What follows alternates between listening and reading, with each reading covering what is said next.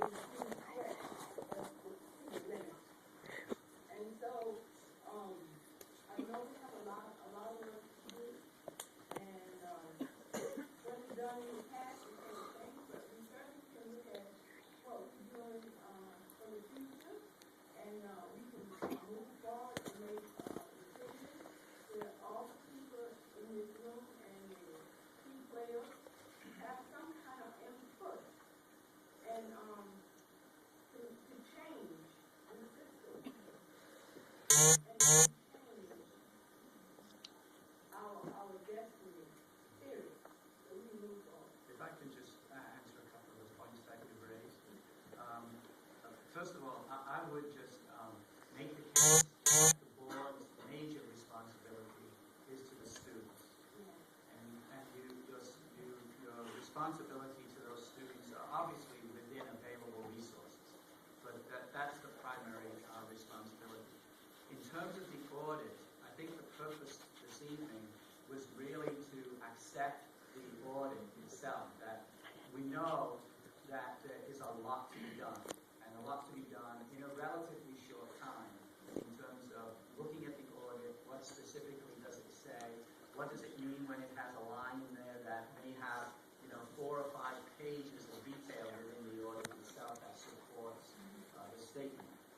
This is just the beginning of that, and it's the opportunity for the board to ask any kind of clarifying questions around the audit itself. That's the second. The third point around the models that exist.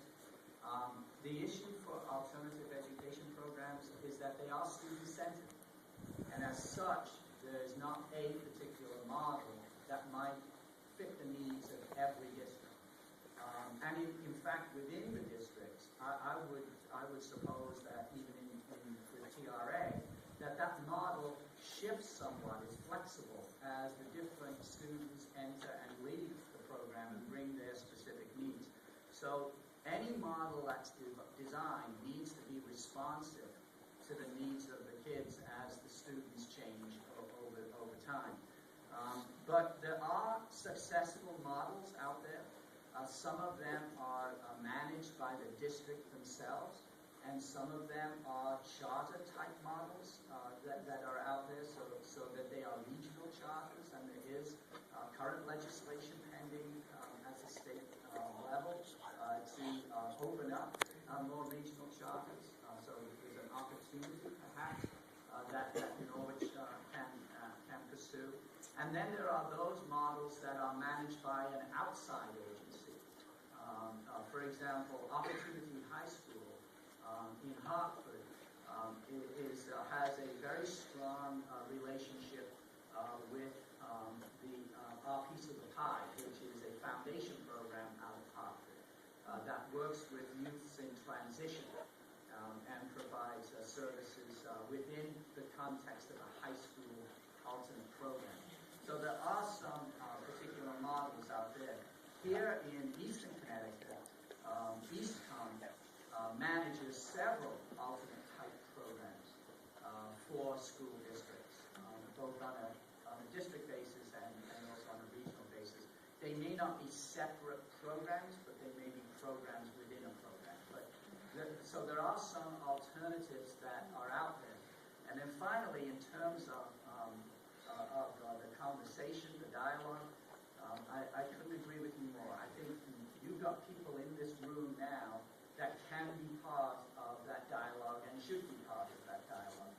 And I would encourage you, when you direct your administration to develop the plans for TRA going forward, based upon some of the findings of the audit, that part of that is the sort of the scope, the comprehensiveness of the input that's sought. I think you sort of nailed it.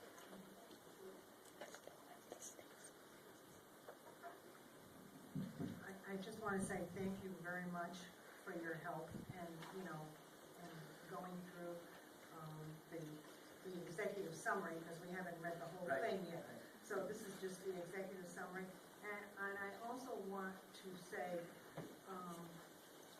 Abby Dolliver, it took a lot of courage for her to go to the state to tell them that she she thought there was something amiss at TRA. And that took a lot of courage for a superintendent to do that. And I just want everyone to recognize that. The reason she was doing it is because she wants to raise student achievement, just like the board. We're going through the Lighthouse program, and that's our whole focus. So this helps us to see where it is that we have strengths and we have deficits. But if it wasn't because of this woman sitting on the side of me, maybe this wouldn't have happened the way it did. But she took that chance, and I think it was well worthwhile to take that chance because we're going to write this. You know, there's blame to go around from everybody, from the Board of Ed right on down. But now we have to be positive, and we have to try to fix this with the input from people in the community, people at TRA, and people on the board and the teachers. And I just want to thank you very much. And it's our pleasure. And as I said, we see ourselves as key partners in this, and we want to offer as much of our resources as we can in order to assist you in making these changes. Thank you.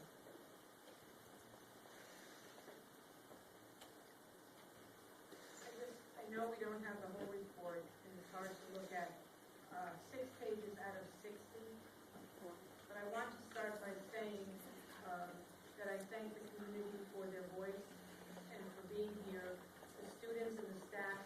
That's why we're here, it's because of you. It's not getcha, a gotcha, a blame. It's because we owe you your future.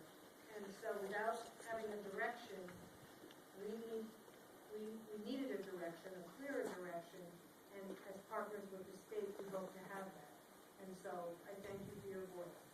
And I thank Mr. Basowitz, and the board has not met you yet. And I know it's not the best time to introduce you, but we just want to give, for filling in for us at this current time while we look at this audit and move forward.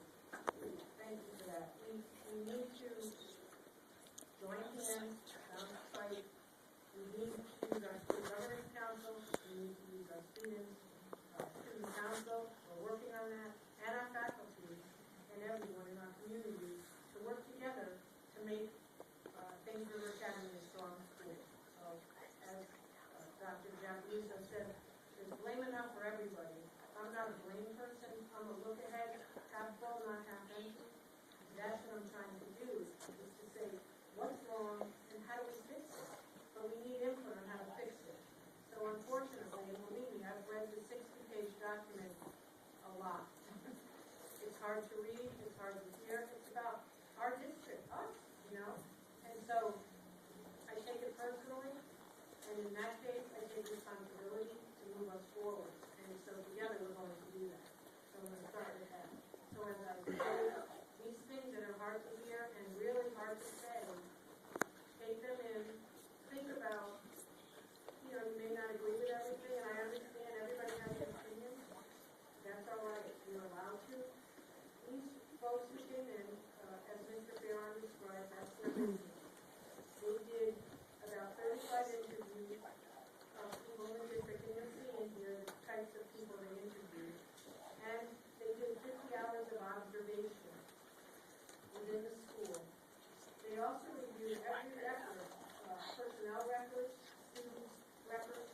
They look at IEPs for students who have IEPs, specialized instruction. They looked at everything that I had. They wanted to know what happens at Thames River Academy, how are the decisions made, how is the school run, what is your thought process? And then they wrote their report. So they know what they saw. And again, you're not going to agree with everything.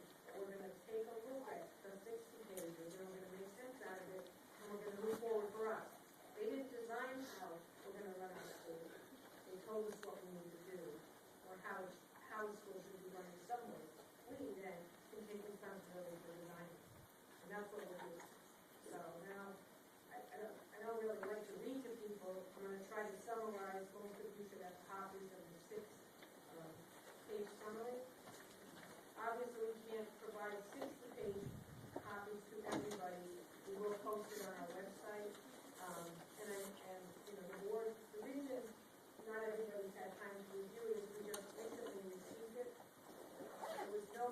want to get to the public. We want you to know, everybody's anxious.